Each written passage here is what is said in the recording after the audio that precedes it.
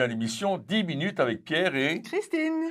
On est content de vous retrouver pour encore une émission sur le mot inébranlable. Devenez inébranlable en Jésus-Christ. Alléluia. Et on va lire un texte de 1 Pierre 5, versets 10 à 11.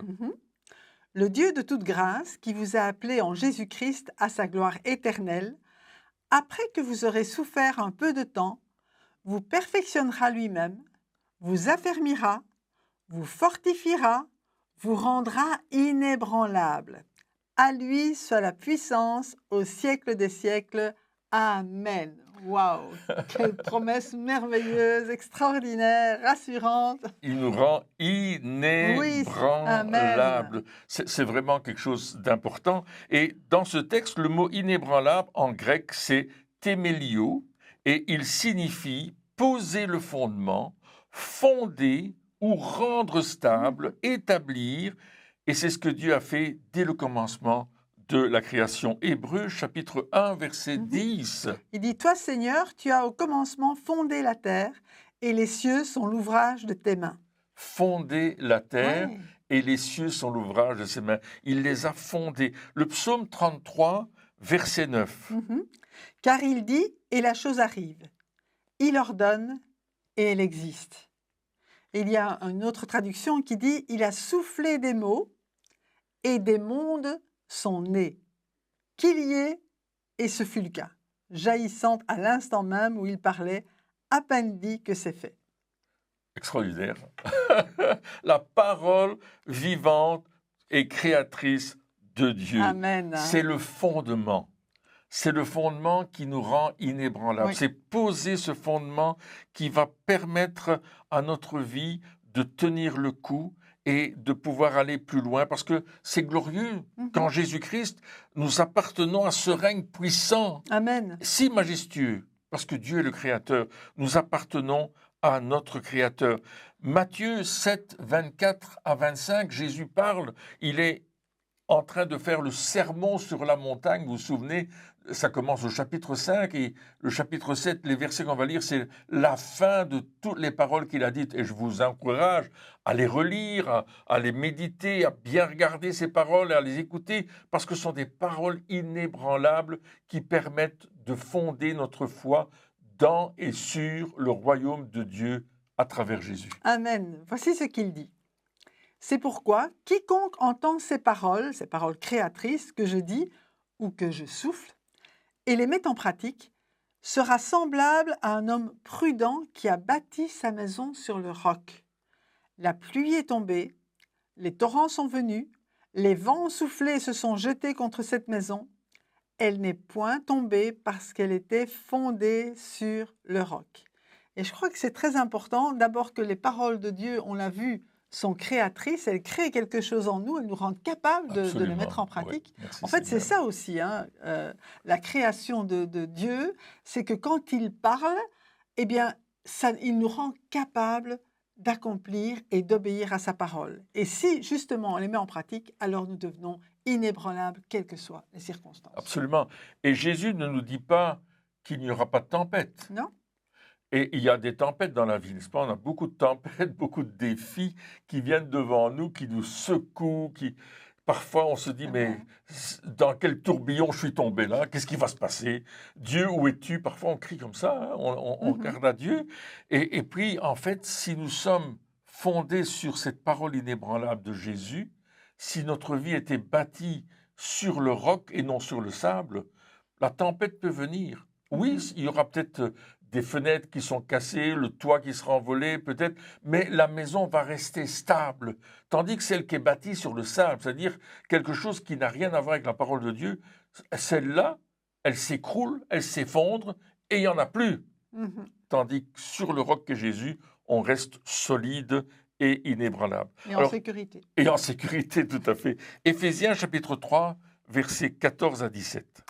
À cause de cela, je fléchis les genoux devant le Père, duquel tire son nom toute famille dans les cieux et sur la terre, afin qu'il vous donne, selon la richesse de sa gloire, d'être puissamment fortifié par son esprit dans l'homme intérieur, en sorte que Christ habite dans vos cœurs par la foi, afin que vous soyez enracinés et fondés dans l'amour. Alléluia. Amen. Le fondement solide et inébranlable est toujours initié par l'amour de Dieu. Amen. Car la Bible nous dit que Dieu est amour. C'est le verset, moi, qui a touché ma vie quand j'étais enfant. Mhm. Il y avait sur les murs de l'église, il y avait un grand verset, Dieu est amour. Et ça m'a frappé dans Oui. toute ma vie. Je me suis Oui. souvenu, quelles que soient les circonstances, Dieu est amour. C'est sa Mais en nature plus, profonde. oui, et puis Dieu va le prouver. Oui. Dans Romains chapitre 5, verset 8. Le Christ a prouvé l'amour passionné de Dieu pour nous en mourant à notre place alors que nous étions encore perdus et impies. On ne méritait rien, au contraire, on était plutôt tournés contre Dieu, mais malgré tout, Jésus est venu donner sa vie pour nous, prouvant ainsi l'amour extraordinaire et infini de Dieu pour nous. C'est vraiment une preuve importante. Hein. Souvent, les gens cherchent des preuves, mais la preuve la plus importante que nous pouvons découvrir, c'est que Jésus, Dieu fait homme, et Jésus, homme Dieu, Oui, est venu sur cette terre, a donné sa vie pour nous. Il est l'agneau de Dieu qui ôte le péché du monde, et c'est par amour. amen. C'est parce qu'il Merci, t'aime, Seigneur. c'est parce qu'il nous aime, c'est parce que cet amour, il l'a donné afin que toi aussi tu aies la vie, et non seulement la vie, mais la vie en abondance. La vie en abondance, la vie ici-bas et la vie éternelle. Absolument. Donc, c'est On a un Dieu d'abondance, on a un Dieu extraordinaire. d'amour, on a un Dieu qui nous donne une foi inébranlable, Mhm. que nous allons, comment dire, fortifier à travers la parole de Dieu, mais aussi fondée sur l'amour. L'amour Amen. va permettre de croire tout ce que Dieu dit et de le mettre en pratique, de le vivre. Cet amour que Dieu nous donne va provoquer cette foi que Dieu nous donne. Oui. Parce que non seulement il vient démontrer son amour pour nous, mais il met en nous cette mesure de foi, la mesure de foi qui nous permet de remporter les victoires de la foi. Amen. Parce qu'on est fondé non pas sur nos sentiments, on n'est pas fondé sur les circonstances, on est fondé sur la parole de Dieu qui déclare qu'en Jésus-Christ, nous sommes plus que vainqueurs, Amen. n'est-ce pas? Oui. Et c'est ce Dieu d'amour, ce qui a prouvé son amour, qui nous permet de vivre cela. Les vrais fondements inébranlables, le vrai fondement inébranlable, c'est Jésus-Christ. Amen. Il y avait Amen. des chanteurs qui chantaient « C'est Christ le meilleur c'est Christ ». C'est Christ le Ils venaient meilleur. des îles, je Oui, pense. c'est hein. ça, oui. Et ils apportaient un Madagascar. chant extraordinaire qui nous permettait de comprendre qu'en Christ, nous avons tout pleinement. Oui. Et Jésus est l'alpha et l'oméga, le commencement et la fin. En fait, il est le tout que nous avons besoin, sur lequel nous devons fonder notre foi, n'est-ce pas? Sur rien d'autre que Christ, qui est mort pour nous, qui était mis au tombeau, qui le troisième jour est ressuscité et qui intercède pour nous à la droite du Père. Alors, tu veux Amen. lire ce verset de l'Apocalypse qui parle de cela? Oui, dans Apocalypse chapitre 21, verset 6, et il me dit, c'est fait. Je suis l'alpha et l'oméga, le commencement et la fin. À celui qui a soif, je donnerai de la source de la vie, de l'eau de la vie, gratuitement. Alléluia. C'est extraordinaire. Merveilleux. Est-ce que vous avez soif de Dieu? Bonne question.